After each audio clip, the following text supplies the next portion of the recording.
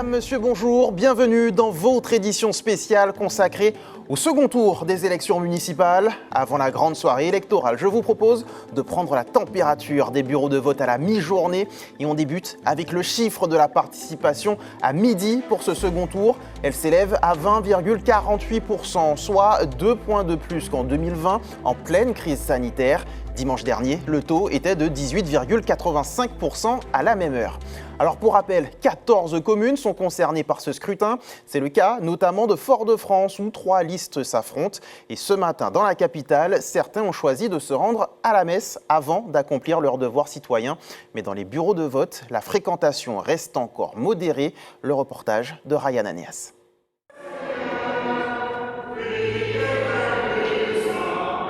Dans les églises de Fort-de-France, les chants résonnent en ce dimanche de second tour. Une matinée comme les autres, ou presque, car une fois la messe terminée, un autre rendez-vous attend les fidèles, celui des urnes. Oui, je vais voter. J'étais à la messe ce matin, oui. Il n'y a pas de coordination systématique entre les deux. Je ne vais pas à la messe tous les dimanches. Après la messe, bien sûr, dans la continuité de la sortie et de la journée, on profite pour faire cette action et rentrer à la maison apaisée. Un sentiment d'apaisement après avoir accompli son devoir citoyen. Mais pour d'autres électeurs à Fort-de-France, l'organisation est différente. Certains choisissent de se rendre aux urnes dès l'ouverture des bureaux, avant même de rejoindre l'église. Une manière de voter tôt dans la journée, l'esprit déjà tranquille, et de vivre ensuite la messe, l'esprit libre. Je suis allée, j'ai fait mon devoir de citoyen, de citoyenne que je suis, oui. Maintenant, je vais à la messe. Voilà, donc voilà, ma journée est complète aujourd'hui. J'irai voter après la messe. Pourquoi ? Pourquoi ? Parce que là, j'ai été à la messe aujourd'hui parce que c'était exceptionnel. Pour certains, ces deux temps forts de la journée ont la même importance. Un engagement à la fois personnel et citoyen qui structure leur dimanche. Qu'il s'agisse de se rendre à l'église ou de passer par les urnes, l'essentiel reste de répondre présent. Un équilibre qu'un électeur nous résume à sa manière. La messe est un devoir, le vote est un devoir. Voilà, c'est tout. Changement d'ambiance à la mairie de Fort-de-France. Ici, les équipes sont en place depuis l'ouverture des bureaux de vote ce matin à 8h. Toute la journée, elles observent le rythme des arrivées et s'adaptent aux habitudes des électeurs. Un tempo bien connu des services municipaux. Il y a un flux relativement continu d'électeurs. Alors effectivement, comme vous le dites, il y a généralement un rush après la messe ou alors en fin de matinée parce que les personnes sont sorties du supermarché. Voilà, il y a un rythme aussi du dimanche qui est utilisé par nos compatriotes, soit pour partir à la plage ou alors faire vaquer à ses occupations. Donc certaines personnes viennent voter en début de journée, voire en fin de journée. Mais généralement, sur les élections municipales, comme ça a été le cas au premier tour, vous avez effectivement un flux continu d'électeurs tout au long de la journée. À 11h15, le taux de participation s'élève à 16% à Fort-de-France. Un chiffre encore provisoire qui devrait évoluer au fil de la journée. Les autorités s'attendent à une hausse de la fréquentation dans les prochaines heures, notamment après les messes et les activités habituelles du dimanche. À voter. Et on retrouve en direct du bureau centralisateur de Fort-de-France, Ryan Anias et Valérie Vincent. Bonjour Ryan, alors quelle est l'atmosphère à la mi-journée ? Bonjour Johan, eh bien écoutez, les esprits, pour le moment, les esprits sont calmes ici à la mi-journée à Fort-de-France, mais les choses devraient s'accélérer dans l'après-midi. On le rappelle, 3 listes s'affrontent aujourd'hui, celle de Didier Laguerre, celle de Francis Carole, qui, on le rappelle, a fusionné cette semaine avec Nathalie Josse, et enfin celle de Steve Moreau. La semaine dernière, c'est celle du dirigeant du PPM qui est arrivé en tête avec 9343 votes. Juste derrière, Francis Carole avait obtenu 4637 voix, tandis que Steve Moreau en récoltait 4476. Vous le voyez derrière moi, les électeurs arrivent au compte-gouttes ici au bureau de vote numéro 1. Grâce à cette fusion avec Nathalie Josse, Francis Carole espère récupérer les 2165 votes. Les 2165 votes prononcés en faveur de la membre du parti PIA. Alors pour le moment, l'affluence reste modérée au bureau de vote numéro 1 de la capitale. À midi, le taux de participation s'élevait à 21%, un taux en hausse par rapport à la semaine dernière. C'est à 13h qu'il atteignait le même chiffre. 2 questions subsistent désormais. Est-ce que les Foyalais seront plus nombreux à se rendre aux urnes pour ce second tour ? Et bien sûr, quel candidat sera le nouveau maire de Fort-de-France ? Nous vous tiendrons bien évidemment au courant de l'évolution de la situation. Merci beaucoup Ryan Anéas en direct de Fort-de-France. On poursuit notre tour des communes, direction le Gros Morne, où les électrices et les électeurs doivent choisir entre la liste du maire sortant, Gilbert Couturier, et celle menée par Audrey Talley-Bardol. Alors que la campagne était pour le moins tendue entre les deux adversaires, la participation dépassera-t-elle les 54,60% du premier tour? Louis Sabas est allé à la rencontre de ceux qui ne s'étaient pas déplacés dimanche dernier. Un geste que Katia n'avait pas accompli le 15 mars dernier. Convaincue de second tour, elle a simplement attendu que le choix des candidats se réduise au Gros Morne. C'est plus l'épuration, effectivement. Et moi, je savais aussi qu'il y aurait eu un deuxième tour.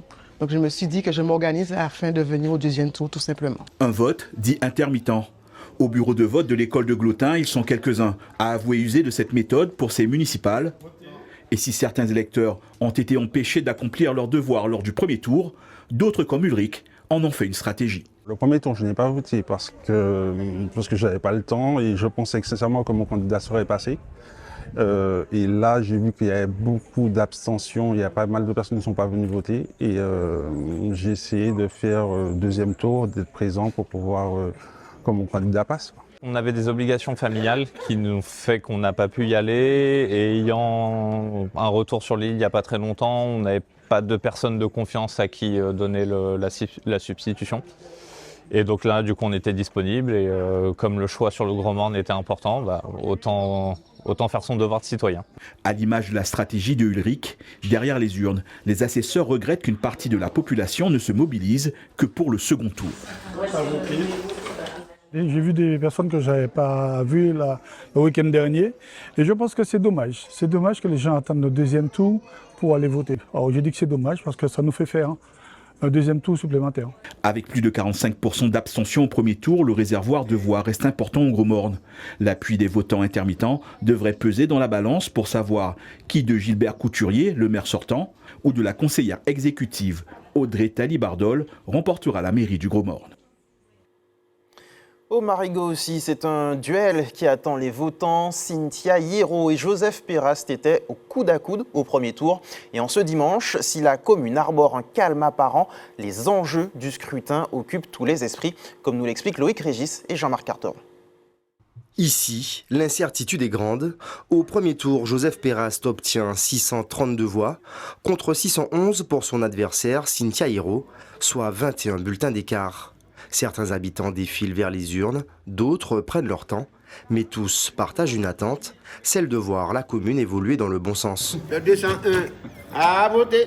Je pense qu'il y a énormément de secteurs, notamment par rapport aux problématiques des sargasses, par rapport aux problématiques du foncier et également par rapport à l'amélioration de la vie des seniors.